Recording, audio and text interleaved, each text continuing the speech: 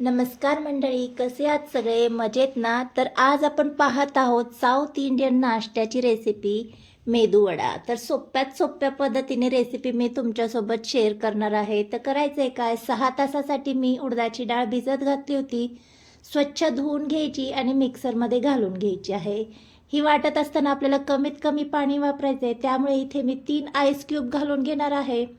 Ice cube घातल्यामुळे कमीत कमी पाणी वापरलं जातं, त्यामुळे मी आईस क्यूब घालून घेतली आणि जमेल तितकी बारीक अशी वाटून घेतलेली आहे. सगळी डाळ वाटून झाली की यामध्ये काय करायचं आहे, चवीनुसार मीठ घालायचं आहे आणि 1 चमचा यामध्ये कच्चे जिरे वापरणार आहे. आता काय करायचं आहे, सगळं हे छान आपल्याला फेटून घ्यायचं आहे. आणि आता यामध्ये 1 कांदा बारीक असा चिरून घेतलेला आहे, तो घालून घेतीये.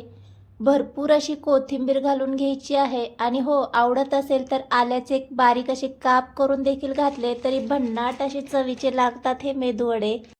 पुन्हा छान सगळं फेटून घ्यायचं, म्हणजे मेदूवडे जे आहेत ते हलके होतात.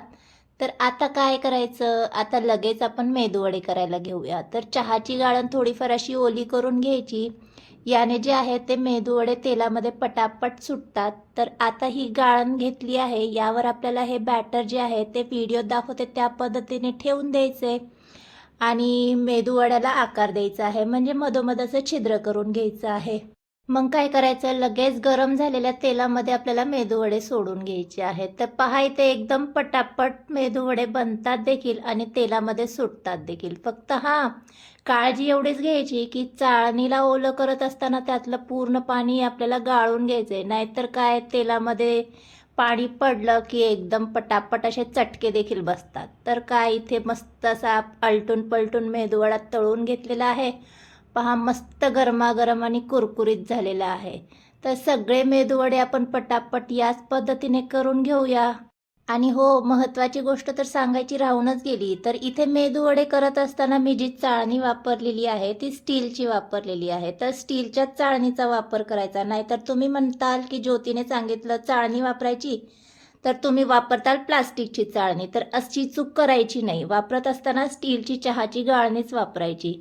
तर काय, इथे मी सगळे मेदूवडे असे मस्त गरमागरम आणि कुरकुरीत असे तळून घेतलेत आणि सांबार सोबत सर्व केलेले आहेत. तुम्हाला आवडत असेल तर चटणी देखील तुम्ही करून घेऊ शकता. तर भन्नाट असे चवीचे इथे कुरकुरीत मेदूवडे तयार झालेले आहेत.